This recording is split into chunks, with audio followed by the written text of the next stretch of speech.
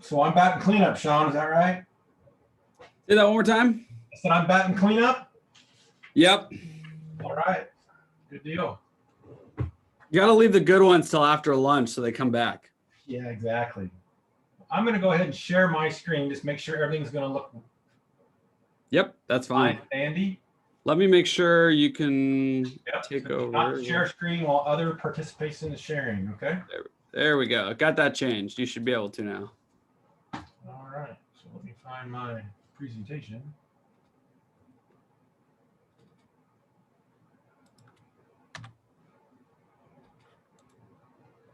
Okay. Do you see my main screen? Not yet. Not yet. Okay.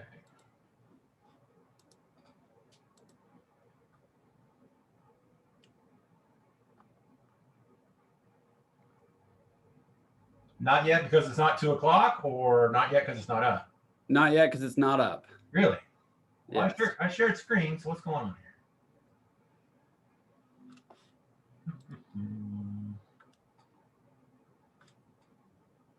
Okay, I want to share my screen.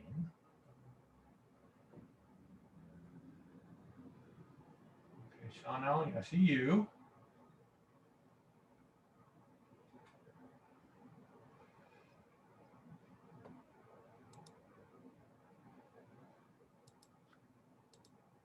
Okay, well, you're on screen 1.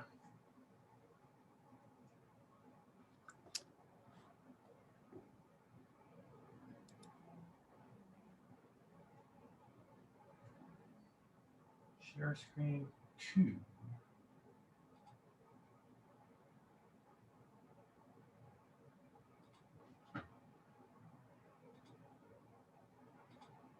So when you click the share screen, does it bring up the Zoom window where you can select a bunch of different options? Share my screen now? Not yet. What? Worst case scenario, you can always send it to me and I'll be able to put it up. Well, it should work. So yeah. Because right now I'm sharing my screen. And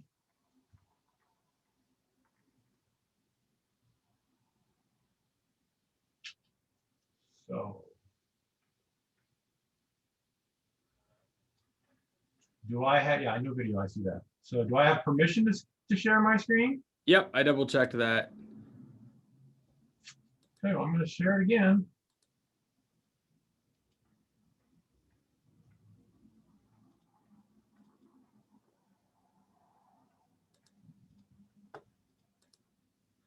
Nothing?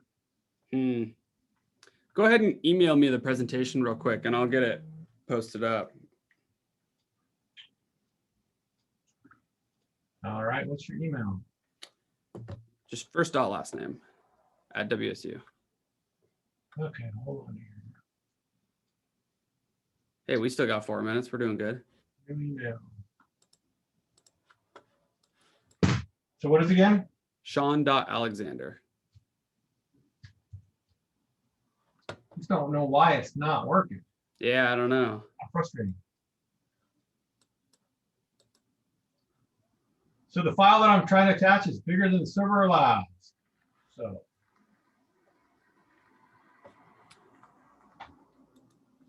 Dale, is it on the WSU OneDrive?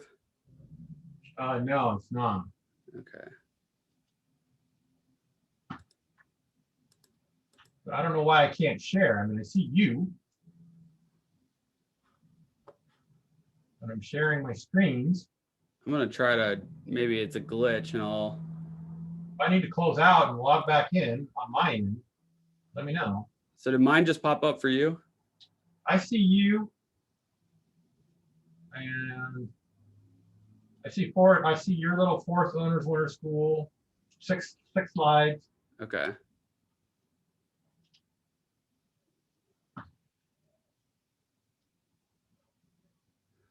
Having some minor technical difficulties. We're going to get a slide pulled up here. The joys of the technological world.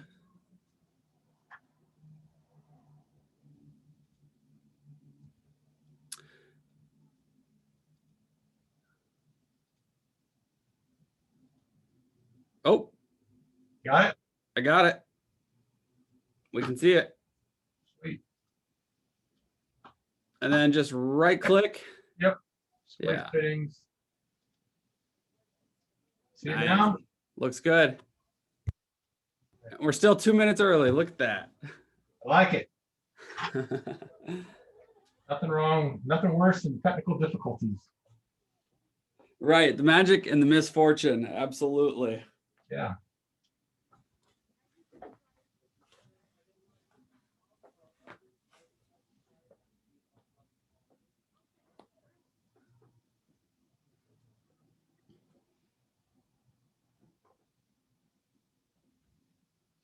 Okay, well, it is 1:59, so I usually start doing introductions right about now.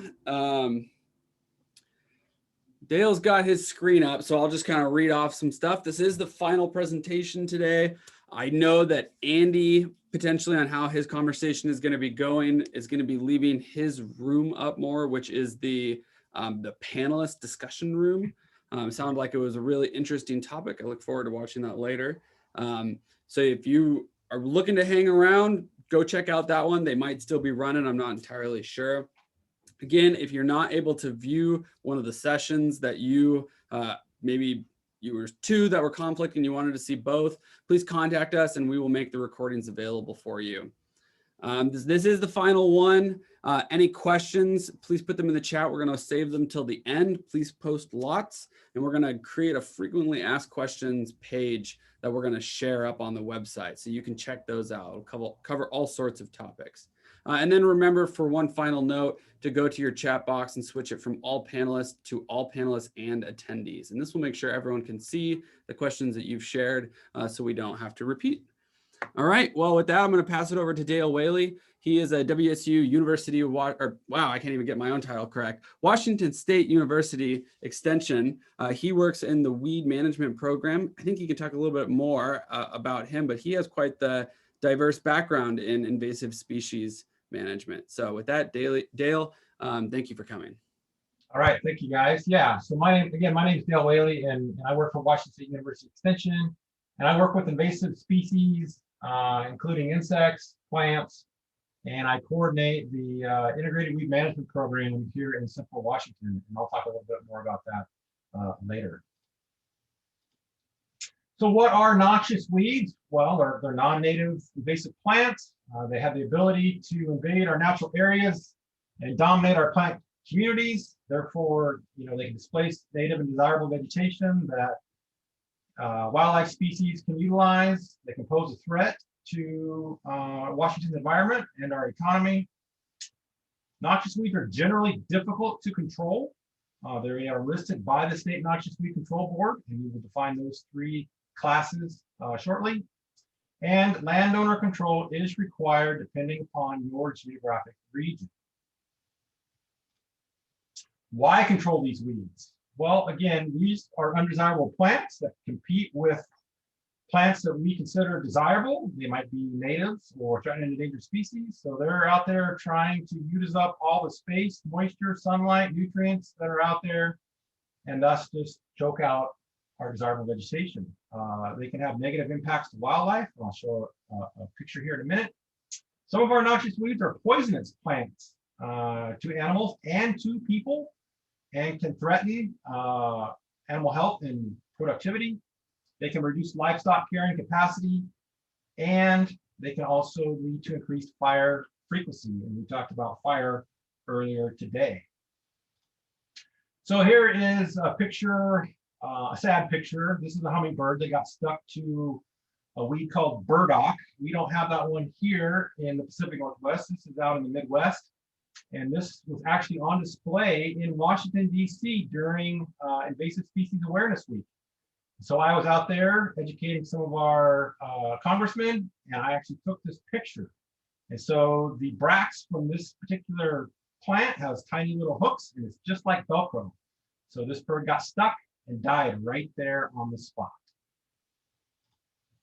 As I said, not all noxious weeds are created equal. So our Washington State Noxious Weed Control Board defines three classes of weed species. So we have Class A weeds.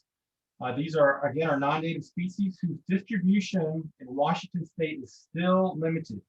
So the goal of management for Class A weeds is eradication. We want to eradicate these plants before they get a foothold and start to spread. We then have Class B weeds. Again, these are non-native species whose distribution is limited. So we can find these in areas, maybe different counties across the state, small pockets and whatnot. But again, they're not widespread, unlike our Class C weeds, which can be widespread. And they also may pose a special interest to our agricultural industry. So that makes up our 3 different weed classes. When we think about weed management, oftentimes people think herbicides. And herbicides aren't a bad thing. And you might ask yourself, well, why is that? Well, if we look at herbicides, you can go in any hardware store and find shelves, entire rows of chemicals. You know, they're easy to find. They're relatively cheap. They're fast acting. And they work as long as you use them according to the label. But there are also other tools in our toolbox. And those tools include prevention. So we try to prevent weeds from getting a foothold. So we can utilize, say, weed-free seed or weed-free forage, even weed-free gravel. There are cultural control options, trying to enhance the vegetation that we already have on site so that they're nice and vigorous and can keep weeds at bay to a degree. There's mechanical and physical control. We've all probably hand-pulled weeds, but there are disking and plowing, barriers, mulches. There's biological control. So this is the use of beneficial insects, pathogens, and mites. And I already talked about chemical control. 3 steps to a successful weed management program. First step is accurate identification. It is a must. If we miss on identifying a noxious weed, we might spend a lot of time and a lot of resources controlling a plant that really doesn't need to be controlled. There are plants that look alike, they're very similar. I had one person come up to me and said, there's a lot of yellow star thistle down in the Palisades. And I was like, wow, I didn't know that. So I went down there and I was looking around, and all I could find was blazing star, which is a native. And so I took a picture, emailed the person back, and I said, is this your yellow star thistle? And he says, yeah. And I'm like, that's a native. So again, accurate identification is a must. Understanding a basic plant growth life cycle, i.e. the timing of how plants grow, is also important. And I'll illustrate that here graphically in a minute. And then lastly, select the appropriate tool. So oftentimes I get asked, when we're talking about herbicides, when is the best time to spray a plant? Well, if we're dealing with annuals, you want to target the seedling stage, then the vegetative stage, and then as the plant matures, you can see that the reduction of herbicide activity diminishes. And so flowering, you might get 50% control, and then at maturity, you're not going to get a lot of control. And unfortunately, that plant's probably already produced viable seed, and that herbicide is not going to kill that seed. With biennials, same thing. Seedling, 100% rosette, going down that plant growth stage. When we look at perennial plants, it depends upon where the sugars are moving. So at the seedling stage, we can see that this is a good time to control or target perennial plants, but as that plant starts to grow, it drops off during the vegetative stage. Again, at the bud stage, when the plant is really moving sugars from the root system up to try and produce seed, again, early flower. At full flower, starts to diminish. When perennials are mature, I don't recommend using at least herbicides, chemicals to control perennial plants. However, a lot of our perennial plants have fall regrowth, and that is also a good time to try to manage them, provided you do that before the first killing frost. Since I am going to mention herbicide recommendations along with other management tools in today's presentation, I must stress, always read, understand, and follow all label directions. The label is the law. Triple rinse and properly dispose of all empty containers. Always try using a silicone or MSO surfactant to help your herbicide application. A lot of our plants have either tough cuticles or they might have hairs or trichomes. And so surfactants help spread that herbicide out onto the plant leaf surface and also can help penetrate into the plant so that it's uptaken and then move throughout the plant in the xylem and phloem. And a disclaimer. So I'm just going to mention several herbicide recommendations. These aren't ones that I endorse. They're just products that I know work. You know, I don't get paid by Monsanto or DuPont or Alligary or any of these other chemical companies. These are just recommendations in the literature and ones that I've either tested out of the field. And so that's my disclaimer. So the first plant is spurge flax. This used to be a Class A weed in Washington State. It's only found currently in Okanagan, but this plant quickly spread and outrun the management efforts. So now it's a Class B weed. And spurge flax, it's an herbaceous annual with fibrous taproot. You can see that it doesn't have a lot of leaf surfaces.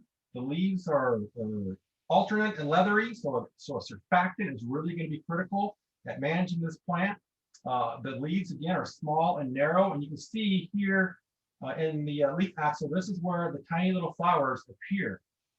This plant, it's difficult to see in the field. Seen here, it's kind of hard to distinguish with the other vegetation, but again, here's a single plant showing you the narrow leaves. And with all spurges, if you break this plant open, it will have a white, milky sap or substance. So that helps you identify that this is in fact spurge flax. Again, it's only known to occur in Okanagan County, so be on the lookout for this plant moving, because plants like to move, whether it's by wind, by vehicles, by animals. This plant actually came from the Midwest as a contaminant of hay. So again, that preventative method of like weed-free forage is critical. Spurge flax, like I said, it's difficult to control because of its small leathery leaves. Couple chemical recommendations. The first is aminocyclopyrachlor. This is a product also called Perspective, is the common name, made by DuPont. DuPont has since stopped the production of this chemical, but there's a lot of aminocyclopyrachlor or Perspective out there. So if you have it, 5 ounces works well. They are now going to a product called Method 240 SL. So you're going to want to bump that rate up to 8 ounces per acre. And I recommend 2 pints of methylated seed oil or some other kind of surfactant. You got to be careful with this particular product around trees. So if no trees are present and if killing grass is a concern, I would lower that rate down to 4 ounces. Another recommendation would be 2 pints of Tordon. So Tordon is picloram. This will provide a lot of residual, and Tordon's a heavy chemical. So again, you got to be careful around trees. So, you know, spot spraying is probably going to be your best bet. But I would also add in 1 ounce of MSM60, which is generic Escort. This 2-way mix really does a good job at controlling spurge flax. And again, an MSO or silicone blend surfactant is highly recommended. The next noxious weed on the move that's exploding across the northern parts of the state is Horiolisum. This is in the mustard family. This is a biennial. It can grow about 3 feet tall. It has a white flower. The petals are deeply cleft, so that's a good way to identify this particular plant. This plant actually came out of Canada across the borders and started to infest, you know, Upper Ferry, Stevens, Pend Oreille, even Okanagan County. And it is a highly competitive. This used to be a alfalfa stand. It was a poorly managed alfalfa stand, and so that's why this particular weed was able to just come in and take over. And so here you can see an illustration. So this is 2018 So before, just 2 years ago, it was up in Okanagan, Ferry, Stevens, and Ponderay County, but now you can see it's in Spokane, Lincoln. I found it in Chelan County for the first time.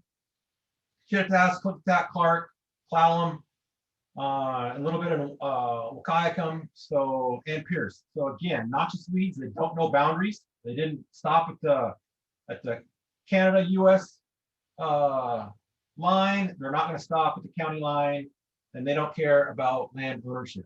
Weeds like to move, and so that's why we need to be on the lookout for these plants. Mechanical control. So if we look at some management for Horiolisum, small invasions of Horiolisum can be dug out or hand pulled. Just make sure you get as much of the root system as possible. And you're going to want to return to that area and look for viable seed regenerating or reproducing plants for the following year. Mowing plants can also prevent seed production, but you want to make sure you do that prior to it going to seed. This plant is toxic to horses, so if it does get in your pastures, I would almost just skip the other management methods and go straight to chemicals. So Telar at 1 ounce per acre, and I like to add in 32 ounces of 2,4-D, which an example would be Weedar 64, and a good surfactant, because this plant has very small leaves. MSM 60 again, which is generic escort at 1.5 ounces per acre, works well. And then Plateau at 8 to 10 ounces would be a third chemical recommendation for Horiolisum. Sticking with the mustards, the next plant is Horicress. It's also known as white top. This is a Class B weed in Washington State. And this probably is going to be one of the first weeds in my area that starts to bloom. I expect to see this in about another 4 to 5 weeks. And you'll see the hillsides, just a nice white. And you'll think, oh, how pretty, until you find out that it's all white top. So this is a rhizomatous perennial. So with perennials, even if we stop seed production 100%, you still have all those rhizomatous roots that can grow and produce new plants. So generally speaking, if you go up and try to dig out Horicress or white top plants, they're going to be all connected to one another. And so therefore, you would never want to try to go in and disc Horicress, because as you chop up that root system, a 1-inch piece of root fragment can create a new plant. It has, again, numerous white small flowers. It looks kind of similar a little bit to Horiolisum, but this particular plant has much broader lower basal leaves than Horiolisum. Easily spread with new plants growing from either seed or from root fragments, like I mentioned. Just a couple of more pictures. So again, this is a few mature plants here, and you can see in this illustration on the right how this plant can just dominate and take over an ecosystem. So this is not good plant biodiversity.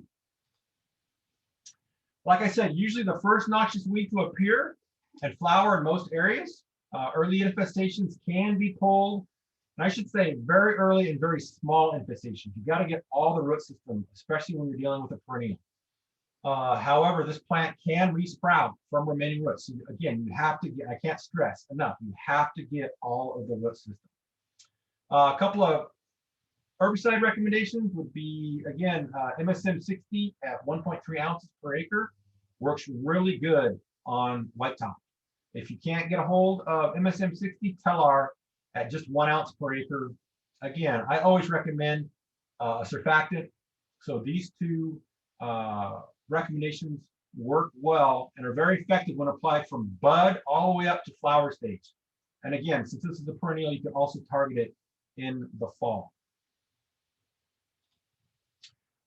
Biological control for white top. So this is something that's really new and exciting for me. I did my master's at WSU working in biological weed control. So this is there's two beetles. One's a gall forming and the other is a root gall weevil that have been recently released down in Yakima County. So right now we're currently at the nursery stage. We're trying to build up numbers of these insects in an area before we can go in and recollect and redistribute across the state. And so I'm pretty excited because we've never had a biocontrol for white top. The problem I do have is we don't have anything that's truly attacking the root system. So even with a perennial, if you stop 100% seed production, you can still have that plant underground creating new shoots. But if no management action is going to be taken, this is better than nothing. The last plant in the mustard family is perennial pepperweed. This is a class B weed. This is Lepidium latifolium. A lot of people, when this plant is early, they will confuse it with white top, but this plant can get much, much taller, all the way up to 6 feet in height. And the leaves are much broader and much wider. The basal leaves also moving up the stem. This has a woody root crown. It reproduces by seed and again by rhizomatous root system. So even if you stop at 100% seed production, you gotta make sure and target that root system. That's why chemicals really work best for perennials, especially if we don't have any biologicals that will attack that root system. So leaf description, alternative, waxy leaves, again, 6 to 12 inches long. Flower description, again, they have white flowers like most of our mustards do. And they also have 4 sepals and 4 petals. Here you can see a pretty dense stand of perennial pepperweed. This is not, again, good plant biodiversity. This plant has come in and just essentially choked out all other vegetation. Because of its extensive root system and waxy leaves, it really makes pepperweed very difficult to control. Small early infestations can be pulled or dug up. With moderate results, you have to get as much of the root system as possible for this to even work.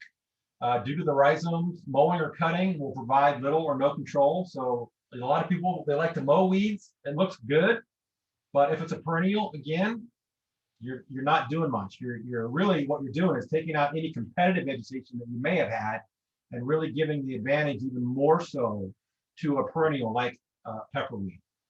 Herbicides, same herbicides. Recommendations just like white top, Talar 2 ounces, Escort 2 ounces. These are both good products that work on the mustard family. Scentless mayweed, this is another plant that we find here and there, especially in forested settings. This is a class B weed. It's a short-lived perennial. It has an upright stem, can reach 6 inches to, I've seen it as tall as 3 feet. Leaves are narrow, doesn't have a lot of leaf surface. So again, a surfactant, if you are going to spray this, is going to be critical. Flower heads are solitary at stem ends. They have overlapping rows of bracts at their base. So they have the white ray of flowers and then the central yellow disc. So if you look at that central yellow disc, it's a cluster of tiny little yellow flowers. Prevention, so management for this particular plant, prevention and early detection are critical. So if you can find this plant before it gets a good foothold and get it out of your area is good. And I recommend prevention for all weeds. Once well established, however, eradication does become difficult. Hand pulling before flowering is an effective means of control. So get it before it starts to produce seed and flowers. And those plants should be burned or bagged. And I oftentimes get a question, well, can I throw them in the trash? What's going to happen with them? Well, the way our landfill works here in Douglas County is that garbage gets compacted every day when it's taken to the landfill, and then 8 inches of topsoil is put over that. So it's capped every day. So even if a bag with a bunch of weeds, tore open, it's not going to see the sunlight or daylight to try to germinate. So it is okay to put weeds in your trash because they're going to go in a landfill. Shallow tillage before the flowering can be used to break up the roots and seedling with scentless mayweed. And then herbicides, so Milestone. So this is a product I have not yet talked about. Milestone is aminopyrrolide, and it's a very good product. It's hard on weeds, but easy on grass, and that's why I like it. So 5 ounces plus an ounce of MSM60 is a good recommendation, or Transline at 20 ounces per acre applied before flowering. Works well for scentless mayweed management. Let's talk about a grass. So this is Ventonata, Ventonata dubia. This is the class B grass in Washington State. It can be confused, and oftentimes is confused, with downy brome, Bromus tectorum. The characteristics that can help distinguish downy brome from Ventonata is that it has straight awns, and it has a shorter ligule that wraps around the stem. So these two characteristics, ligule and look at the awns. So this is downy brome here in the middle, and this is Ventonata on the left. So this is 2016. So this is Ventonata. So we only had it in 5 counties. I can't remember how this one came into Washington State, but it can really take over an area relatively quickly. So again, 2016, 5 counties. 2018, that doubled to 10 counties. So just 2 years, 5 more counties were added to its distribution list. And right now in 2021, there's probably 5 or 6 more counties that have now Ventonata. Ventonata, as it dries down early, it can become a fire hazard. So that's another reason you want to control, these grassy annual weeds. Manual and mechanical control, hand pulling plants when the soil is moist is a possibility, but only when infestations are small. Again, if you have a large infestation, it's just not going to be cost effective, and it's going to be very labor intensive to try to do manual or mechanical control. Mulling in some cases may help to prevent seed production. It is reported that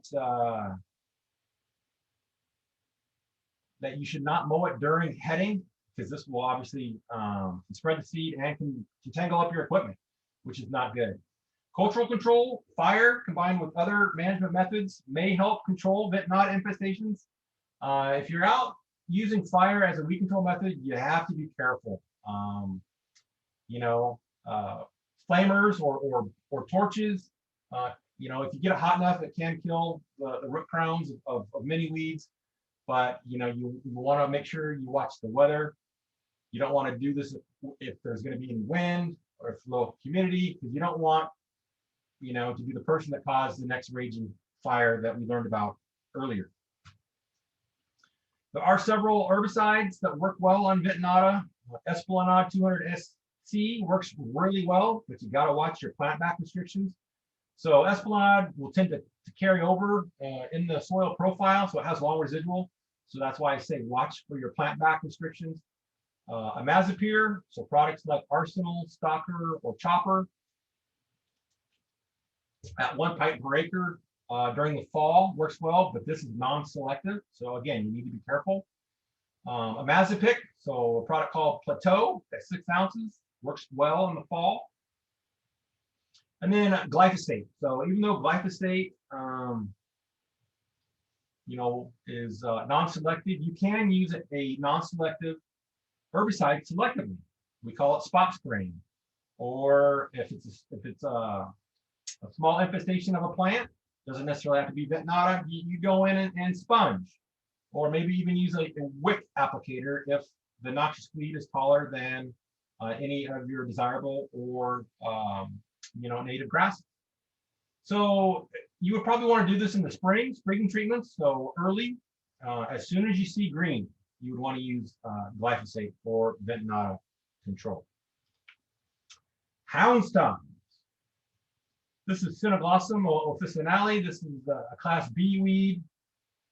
It's called houndstong because it has a rough textured leaf, kind of like a dog's tongue. This is a biennial, so the first year it will be a rosette with those big leaves, and then the second year it will bolt, flower, and produce seed. The problem with houndstong is the seed seen here, it comes in that the flowers turn into 4 little nutlets. Well, these nutlets have tiny little hooks, and they're just like Velcro, and they will stick to anything. Flowers, dark red to purple. And again, the fruits have these tiny little seeds. The seeds have the ability to attach to just about anything. So this is one way that this plant gets spread around. So animals are a big spreader of this particular plant. It's highly toxic to livestock, but generally unpalatable and avoided. However, if you have hound stung in a pasture and your animals have already grazed everything else down and all that's left is hound stung, if they're hungry, they're going to eat it. And the hound stung has an alkaloid in it, which poisons the liver of equine, so horses. And this can also be dangerous in hay. So, watch your forage also. So again, here you can see this is a big rosette. So you can kind of see that it looks like a dog stung, especially if you touch it, it's rough. And then here you can see this is a pretty bad infestation of hound stung in this forest setting. Once you get a visual for this plant, you can spot it relatively easy. If you were to walk through an infestation like that, look down at your pant legs, you're going to have hound stung seeds stuck all over your shoelaces and then your pants. And then if you're out, trying to enjoy Mother Nature with your dog, maybe you're just, walking or bird hunting, this is going to take a lot of time to get all this out. Rangeland cattle, this is another problem. And this is why really hound stung is such a big problem in Okanagan, Ferry, Stevens, and Pend Oreille County because of rangeland cattle. If this animal goes to market, even though there's nothing wrong with the meat, if this was your steer that you took to 4-H, you're not going to get top dollar. You're not going to get grand champion. This is going to be a sad time. And oftentimes these animals, cattle like this, will spend more time rubbing up against trees or fence posts, and they will actually be underweight.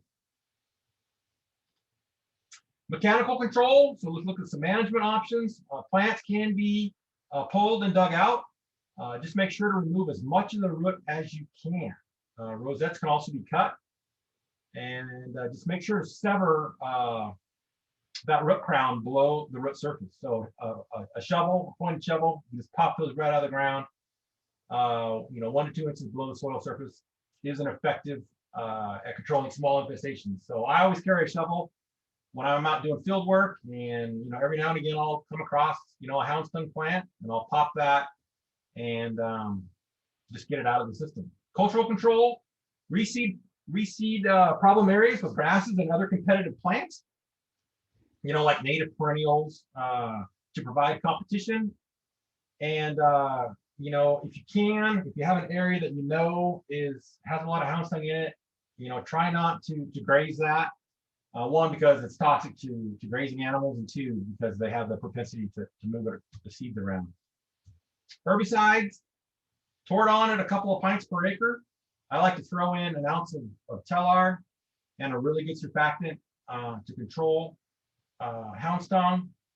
Open site, which is Escort and Milestone at 3.3 ounces, works really well. And then just Milestone by itself, but you have to bump up the rate to 7 ounces, can provide season-long control and should be applied before flowering. So you may have heard that there is a biological control agent for this particular plant, and it's called Mobilonis cruciger. It's a tiny little weevil. It's got a kind of a little white cross on its back. This was released up in Canada. It did a great job at controlling hound stung. But the problem here in the United States is that APHIS, Animal Plant Health Inspection Service, our EPA, did not approve it for release because it was found to attack 2 threatened and endangered species here in the US. Well, insects, just like plants, they don't know boundaries. They didn't stop at the Canadian-US border. They migrated down into Okanagan, Ferry, Stevens, and Pend Oreille County. And because this insect has not been approved, and I will say yet, it is illegal to move it around. So I don't encourage, if you have hound stung and you don't want to spray and you don't want to do use mechanical control. Don't go up and try to collect this and move it around, because that would be a violation of federal law.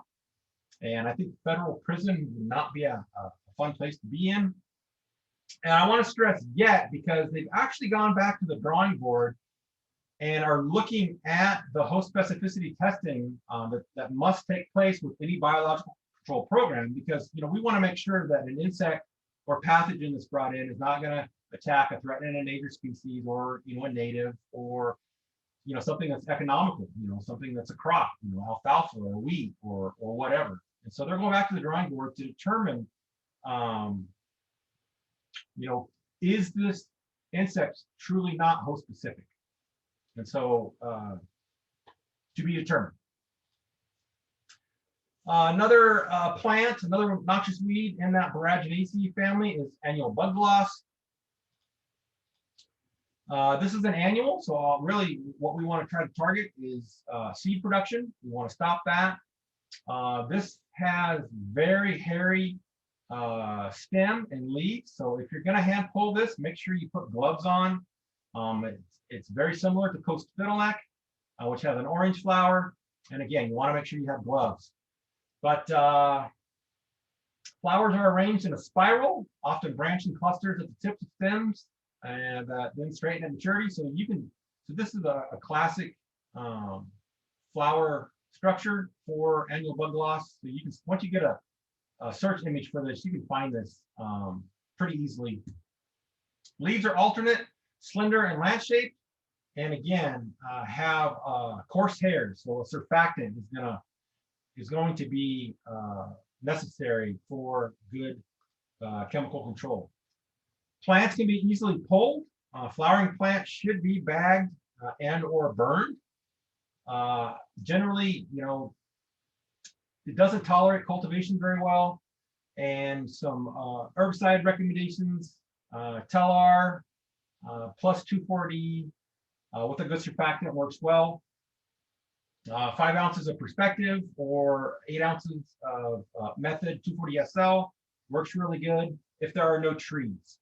So again, you need to assess your landscape, always read and follow label directions, and then follow-up treatments will likely be necessary with annual bug loss. And again, surfactant is critical. And I'm stressing surfactant today, guys, because a lot of people will come up and say, I sprayed these weeds and, I got poor control. I don't think the recommendation that you provided was good, or maybe I got bad chemicals. And I'm like, well, did you use a surfactant? And they're like, well, why would I do that? I'm like, well, there's your problem. So again, always use a surfactant. Even on some of these plants that aren't hairy, or plants that don't have, a lot of leaf surface, the surfactant just helps spray mixes. The next plant that I thought I'd talk about is sulfur cinquefoil. We see this a lot in forest settings. Some people think that it's related to marijuana because it has a marijuana-shaped leaf, but it's not.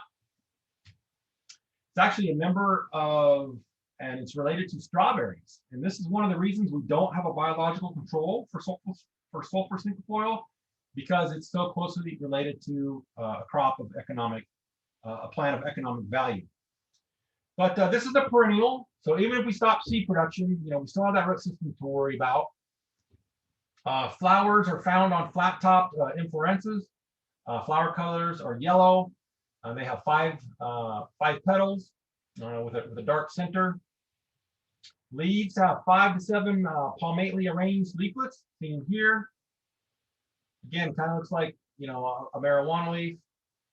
And stems are stout, leafy and hairy, and it likes to grow in grasslands, shrubby areas, open forests, logged areas, roadsides, you name it, you can find sulfur cinquefoil. Typically, however, it likes to invade and can be found along forest roadsides. If there's any type of openings or meadows, as well as pasture land, you can find sulfur cinquefoil. Hand pulling or chopping can be effective, but you got to get as much of that root system as possible. Make sure to remove that root crown. It cannot tolerate repeated cultivation. However, a single treatment may actually contribute to the spread of cinquefoil. So again, if you go in and you use mechanical tillage one time, sometimes that can actually exacerbate the problem with some of these weeds. Herbicides for sulfur cinquefoil would be 2,4-D, so something like Weedar 64, dicamba, which is Banville, Dipyrolid, which is Transline, that sulfuron, Escort, or Picloram, which is Tordon, all work well. And you're going to want to target this particular plant in the spring or early summer. Dalmatian toadflax, Venaria damatica. This is a class B weed. It's a member of the snapdragon family, and some people think that it's native to our area, but it's not. This came from Eurasia. This plant can produce 500,000 seeds, plus it's a perennial, and it has these deep-throated, snapdragon-like flowers. Here you can see this is a forested setting where toadflax is just starting to take over. It's a very aggressive invader. One of the more difficult weeds to effectively control because it produces a lot of seed, because it's a perennial, and it has a waxy cuticle. Pulling very small infestations, as long as you get as much of the root system as possible, can help. Really, herbicides are a good option. Perspective or Method 240-SL, Tordon, plus Tellar, or 8 to 10 ounces of Imazapic in the late fall before ground freezes works well. We do have a biological control for this plant. It's called Mucinus campheniformis. And essentially what this insect does is it lays its eggs inside the stems where the eggs hatch into larvae, and that feeding inside the stem disrupts the phloem and xylem, so the flow of nutrients from the root system throughout the plant. And here's what the insects look like. And you can see that adult feeding has killed the tops of this plant, so they're not going to produce 500,000 seeds. So again, here's a healthy plant, and here's a plant that's been attacked by the insect. This is an infestation. This is in Chelan County, so from the road. This is after a couple of fires that have gone through the area.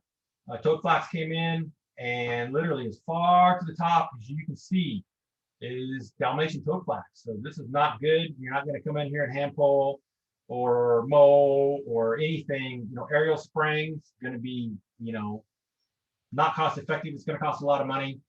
And so we started a biological control program. I say we, so myself, WSU, and then the Fish and Wildlife, the Forest Service, BLM, DNR, all the players that were involved in this management area around the Columbia River. So we were going 3 to 5 miles from the center of the river out. And so I released a lot of insects in this area, and you can see that they took it out.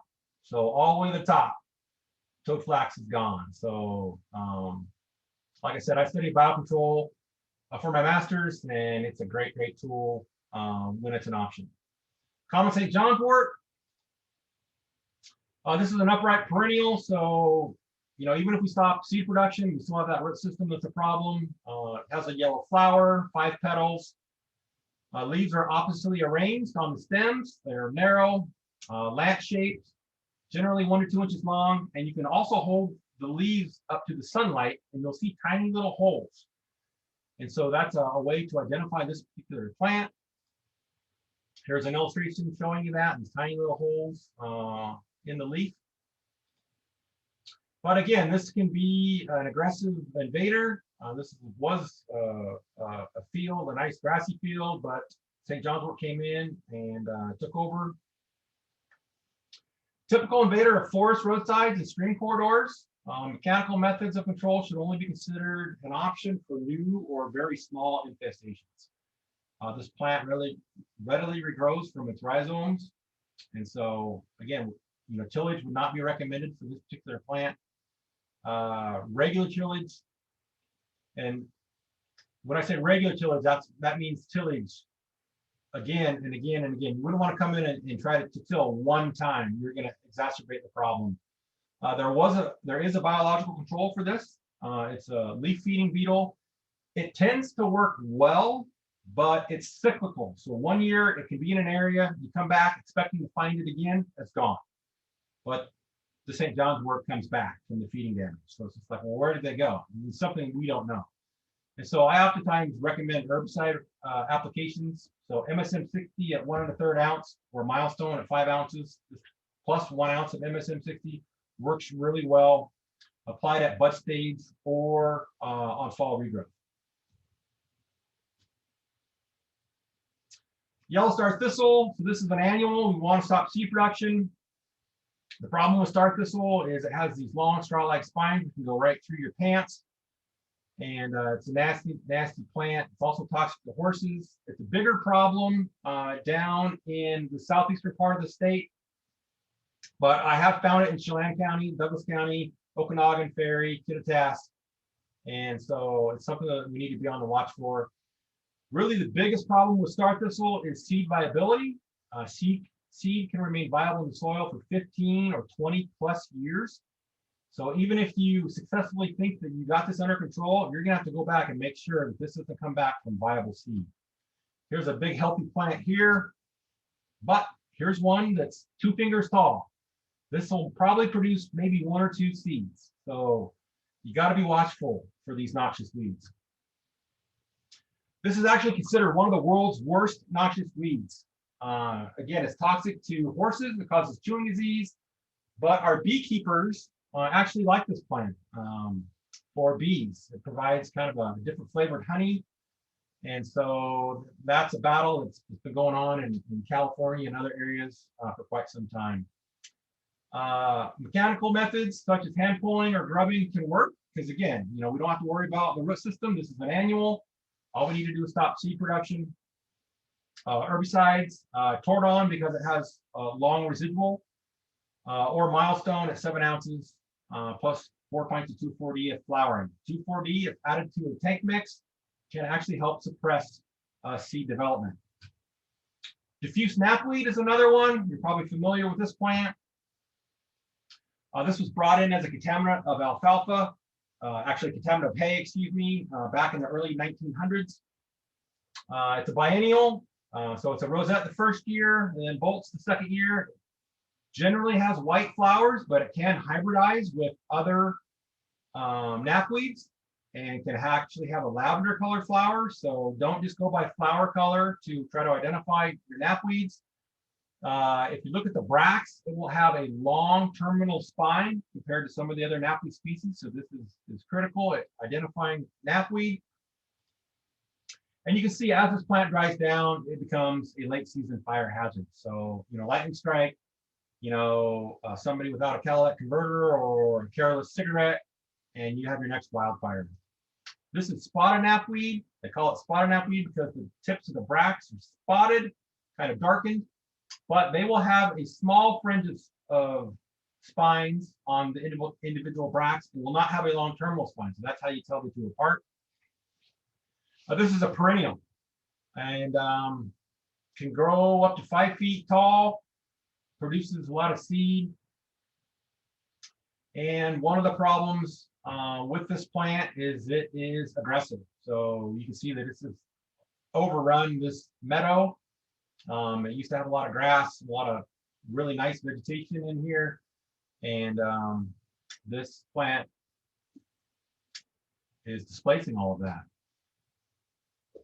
Hand pulling is effective on isolated plants, but you got to get as much of that root system as possible. Mowing knapweed when it's at the bud stage, and again on regrowth, can reduce seed production, but you have to mow. Herbicides, Tordon or Milestone works well. Clopyralid plus triclopyr, so a product called Redeem RMP or Confront works well at 1.5 to 2 pints per acre. And I like this because it's good on, it's good for pasture and it's easy on grasses. There are 2 biological controls for both of these knapweed species. There's Larinus obtusus that attacks spotted knapweed and Larinus minutus that attacks diffuse knapweed. And you can see this is not an herbicide application. This is feeding damage from Larinus minutus on diffuse knapweed. And I think I have one more picture. Yeah, one more picture here. So they've stripped this plant and these plants are going to die, which is good. I'm going to finish up with some thistles. I think I have a minute to go, so I'm just going to kind of run quickly through. I think there's 3 thistles that I want to talk about. So the first is Canada thistle. This is a class B weed. It's a perennial, has small flowers. If you let it go to seed, it'll produce these big pluffs or these big plumes of seed that can blow in the wind vast distances. It is a spiny plant, so you're going to want to make sure to wear gloves if you tried to hand pull this. Well, you're not going to want to hand pull this. Mowing is generally ineffective, and tillage can actually spread this particular plant. Repeated pulling or cutting can eventually starve underground stems, but you're going to have to do this over and over and over again. This plant can produce as much below ground biomass as it can above ground biomass. I've seen roots radiate 20 feet in each direction from Canada thistle. So really, to target that root system, herbicides are probably going to be one of your better options. So 7 ounces of milestone plus 2,4-D works really, really well. 2 pints of Tordon also works. Apply it at the bud stage or in the fall. There is a biological control for Canada thistle. It's Europa cardoi. The problem with this particular insect is it only suppresses seed development. And so, it does nothing on the root system. And so we really need something that attacks that root system, and we just don't have that yet for Canada thistle. Musk thistle, this is a biennial. One way to identify it, it has a very large flower head. This is going to be, 3 inches in diameter. Produces a rosette the first year, then will bolt. Again, like Canada thistle, you're going to want to put gloves on if you're going to hand pull this. And you can see that this plant, like all of our invaders, likes to invade. Musk thistle can be removed easily by severing its root below ground with a shovel or hoe. So again, you're going to want just 2 to 3 inches below the ground. Just hit that with a shovel and sever that root, and that can effectively stop musk thistle. I caution you, depending upon at what stage of plant growth this is. If it's close to producing seed and you just do that, let that drop, I've seen plants produce 1, 2, maybe 3 viable seed. And so you're going to want to watch that and or pick those things up and take them to your local dump or landfill. Herbicides, 2 pints of Tordon works well.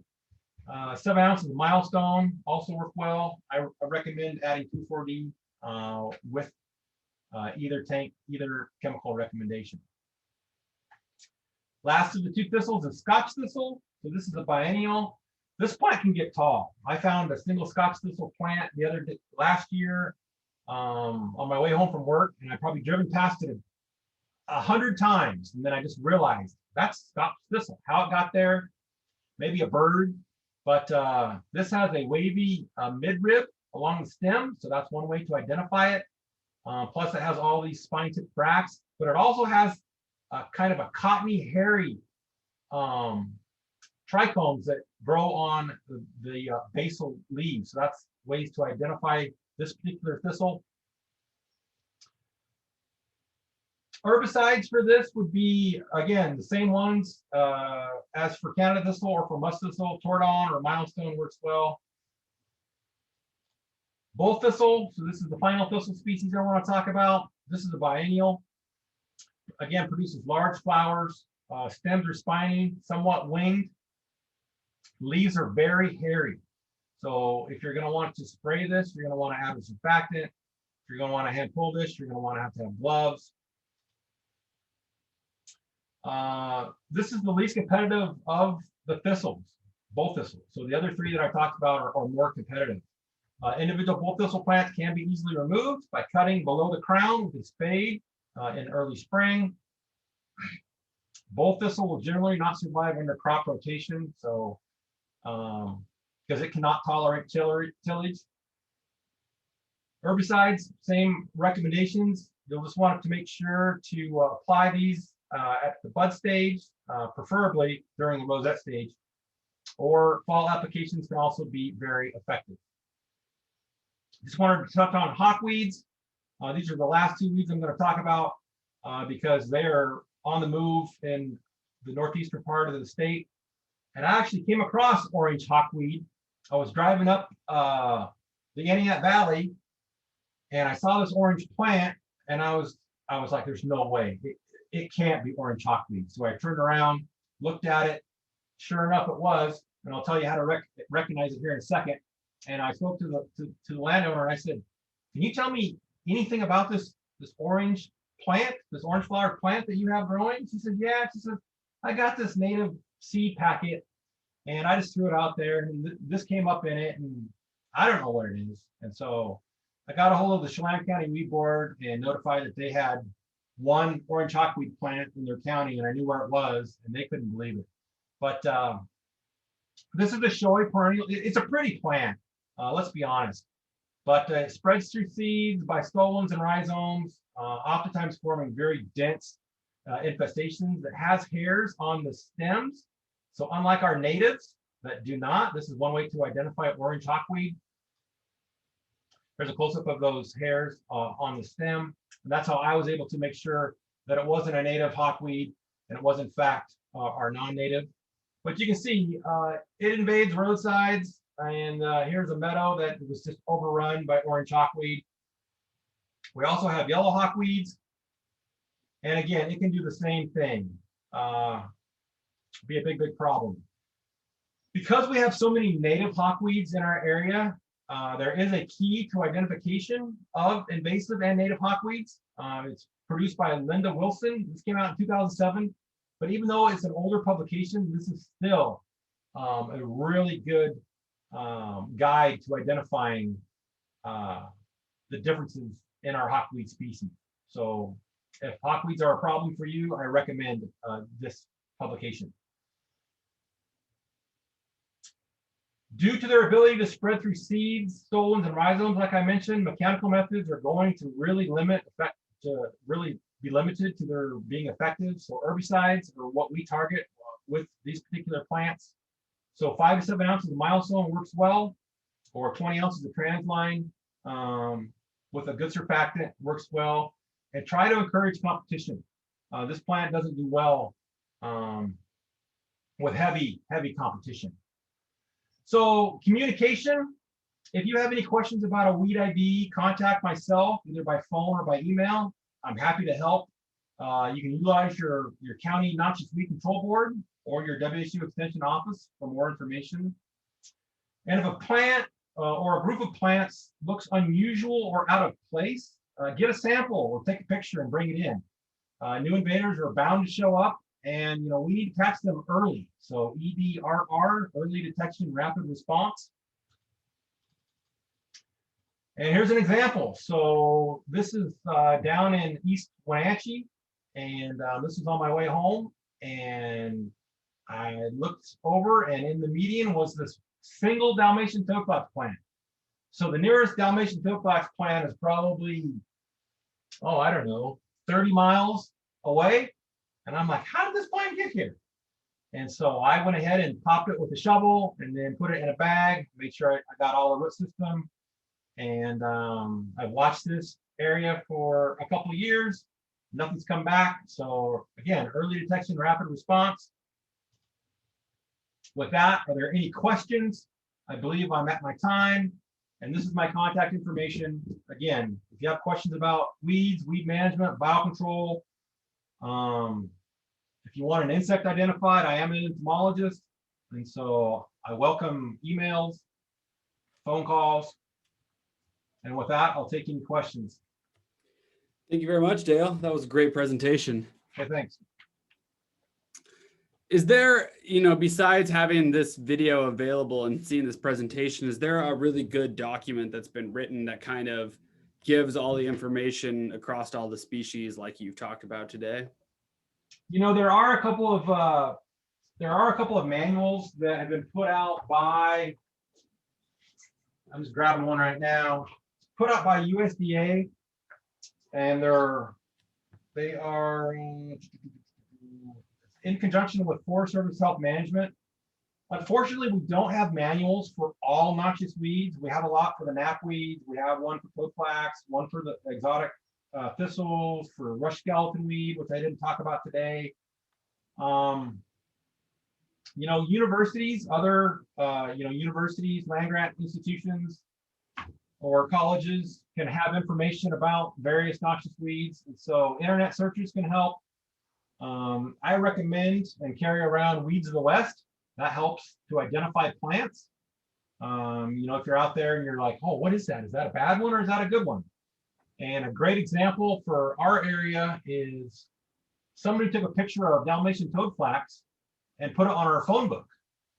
Well, everybody thought, I shouldn't say everybody, but a lot of people thought that it was a native.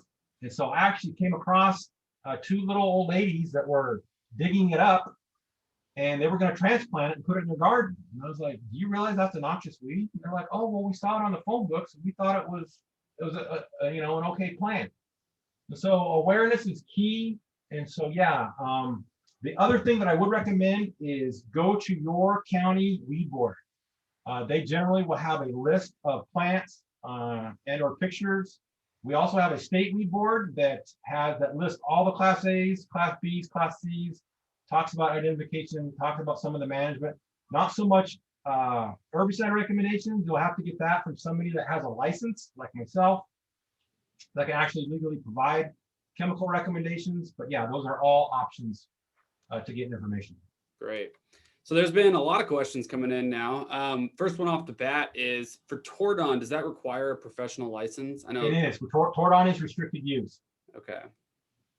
So talk a little bit about that and where they can find information on which ones. I'm assuming if you just go to the store, to Walmart, that's something you can use. No, yeah. You're not going to find Tordon at Walmart or Big R or anything like that. That's going to be something at one of your chemical dealers, a Wilbur Ellis, Northwest Wholesale, and it's going to stay on there, restricted use.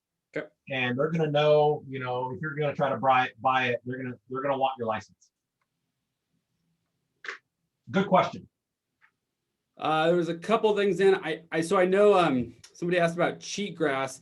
He mentioned at one point Bromus tectorum, or called it downy brome. If I'm correct, those are alternative names for each other. Yeah, and since somebody brought up cheatgrass, there is a biological control for it. It is a soil-borne fungus, and right now we're actually studying, just how effective it is.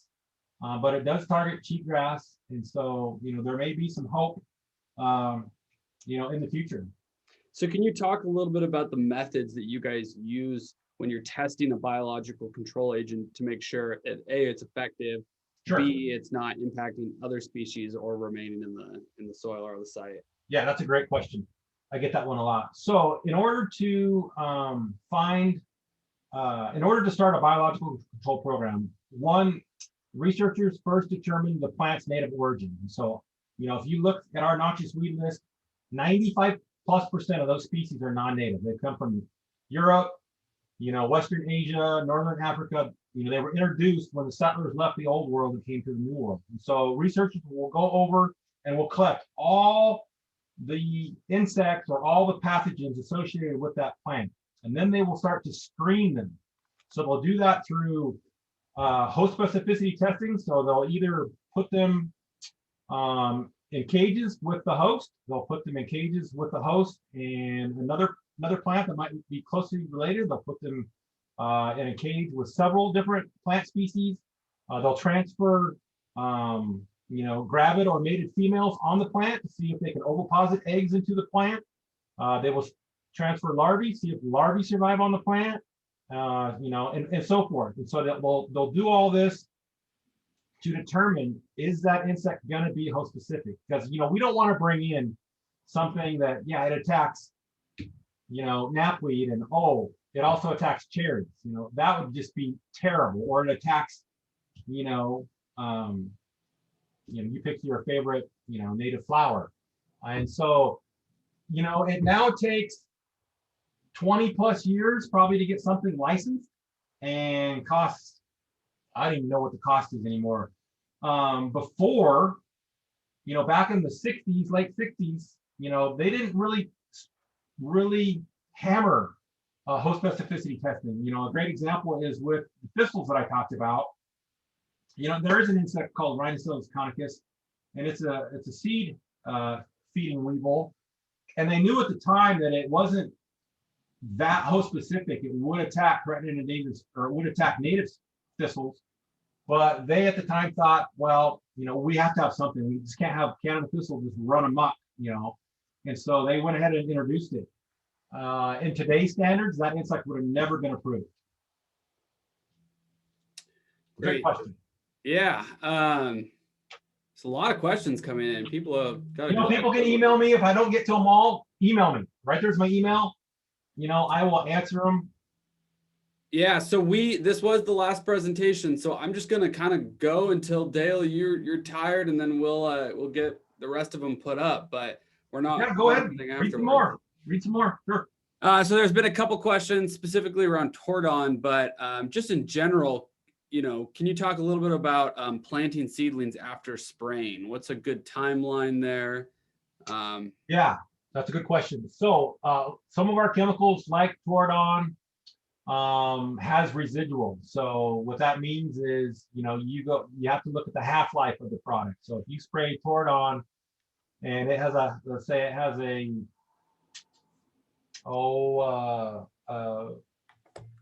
I'm trying to think of what the half-life is of Tordon. But, half-life means that if you spray a quart and then, during its half-life, you'll come back and you'll have half a quart, then you'll have a quarter of a quart, and you'll have, and so forth until you get down to such a minute amount in the soil.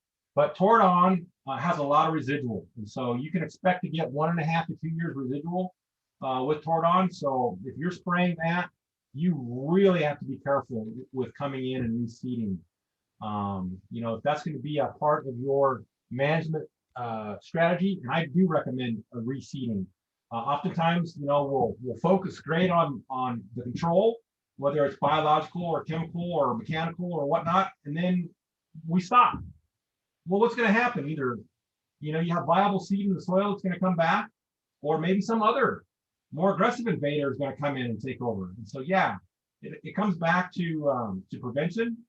And so you just need to really read the label. And if need be, you can always do a soil bioassay. So you can take some soil, and you can plant a few seeds in it and see what happens. If those seeds can germinate and grow, great. If they don't make it, that there's still some residual left.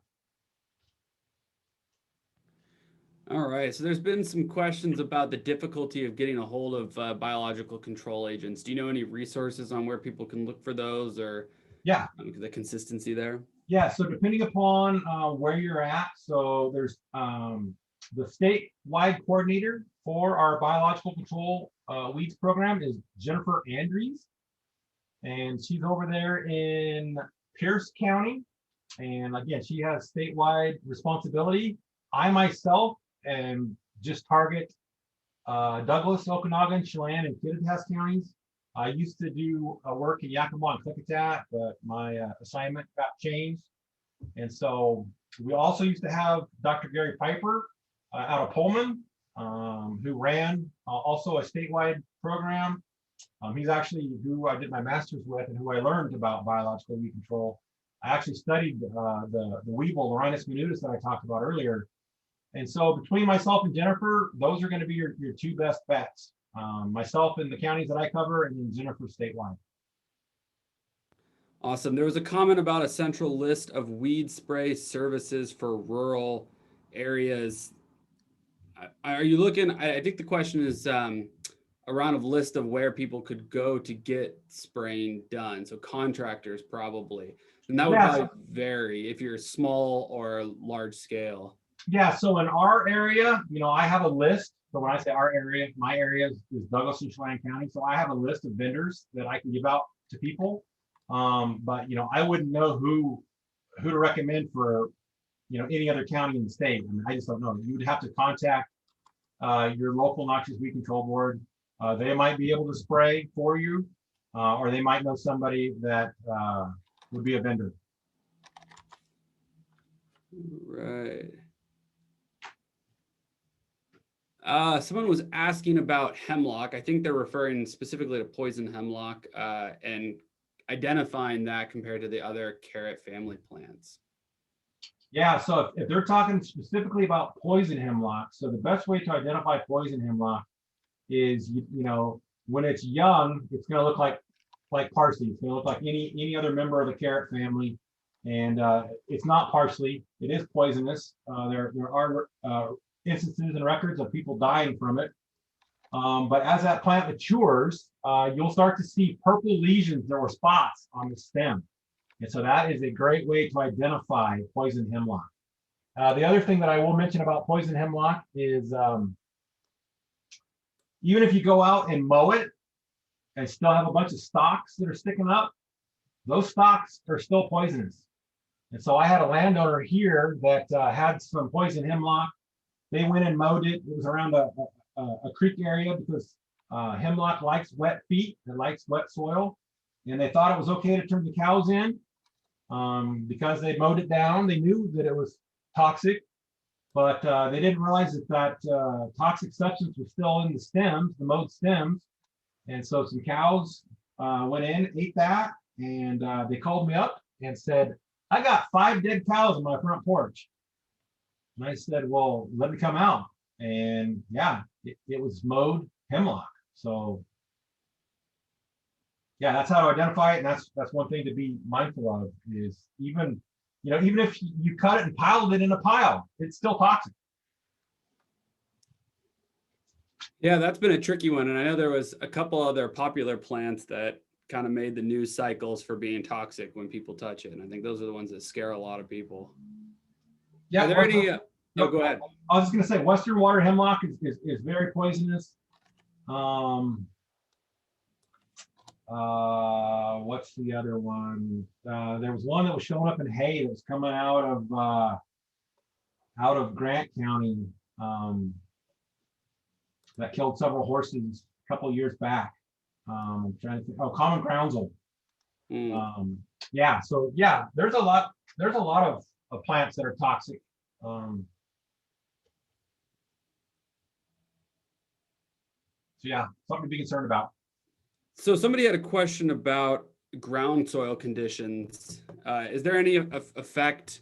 I think they specifically mentioned temperature of the soil, but also maybe even moisture of the soil types. Is there any variation when it comes to?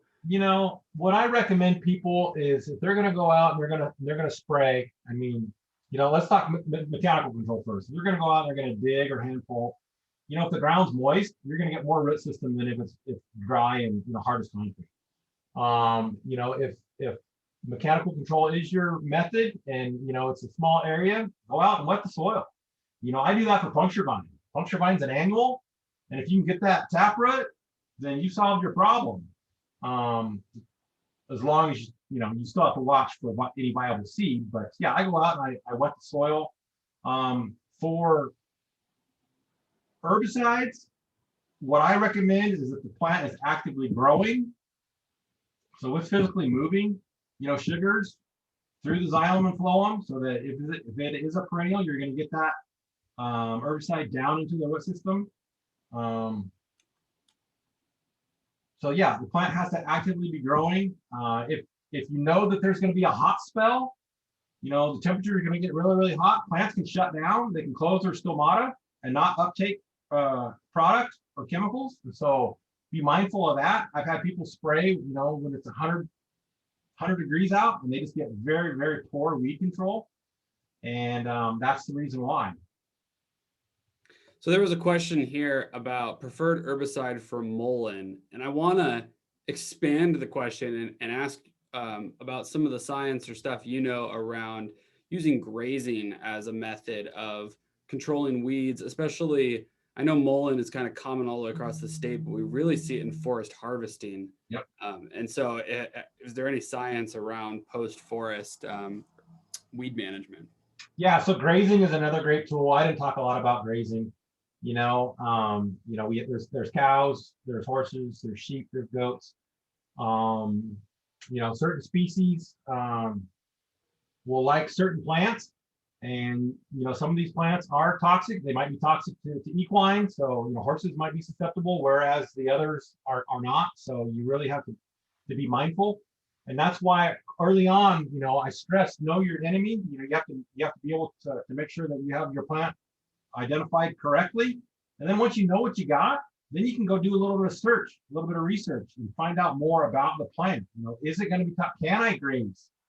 Can I, we have guys here that run sheep up in around Blewett Pass and whatnot for weed control, meadow knapweed and some of the knapweed species and whatnot. And they've utilized goats and so forth. And so, yeah, grazing is a great tool as long as it's managed well. You're going to want to move that herd or that paddock from spot to spot, because if they're left in an area too long, they will start to overgraze, and overgrazing can actually exacerbate the problem, because now they've gone in and they've taken out the noxious weed, but now they've also taken out any maybe of the grasses that were there, and now you just have a big void, really an area of disturbance. And what do weeds like best? Disturbance. Yeah. One final question here. Sure. Just can you talk a little bit about the question was in reference to a lot of weeds moving out of kind of the valley bottoms, lowland basins, and up into the more montane systems, which have a different foliage complex or vegetation complex. Mm-hmm. So can you talk to the impacts that current herbicides have on the different, moving from grasses to shrubs or forbs? Or are there chemicals, which I think you've talked about, that can target different species and growth types? Yeah, so I mean, you can have products, you can have herbicides that are selective, and you can have products that are non-selective. And so glyphosate, Roundup is one that a lot of people utilize. It's a non-selective herbicide. You spray a plant, and it's gonna interrupt that ESPS. It's gonna inhibit that whole enzyme process, and it's gonna essentially, the plant's gonna starve to death. Whereas there are other products that are more selective, and you can even use them. You can use a Roundup that's non-selective as a selective application. So a Ropewick applicator, or sponging, or simply spot spraying instead of doing a broadcast or aerial treatment. Just target the plants that you want to target, and try to minimize the amount of drift. I didn't talk about drift at all. Drift's a whole nother hour-long presentation, but minimize the movement of product off-site, and you can use products that way. So, all right, I think that's about everything. Okay, great. I appreciate your time coming out today, Dale. This was really eye-opening, and it's just scratching the surface of invasive species. Yeah, it is. So, I only talked about, I think, 18 or so, and there's I think there's 350 species in the weeds of the West. Yeah, and that's just plants. I mean, we're not even getting into. Yeah, we're not even talking about arthropods or anything like that. Yeah. So, well, thank you very much. I know that a lot of this information is very useful, and I hope that this will translate over to some invasive species management for anyone that was viewing today. All right. And with that, we wrap up the 2021 online winter school. Thank you everyone for joining. Again, these sessions will be recorded. Please email us if you are interested in viewing another session you weren't able to make today, and we can get you that recording. And have a nice day.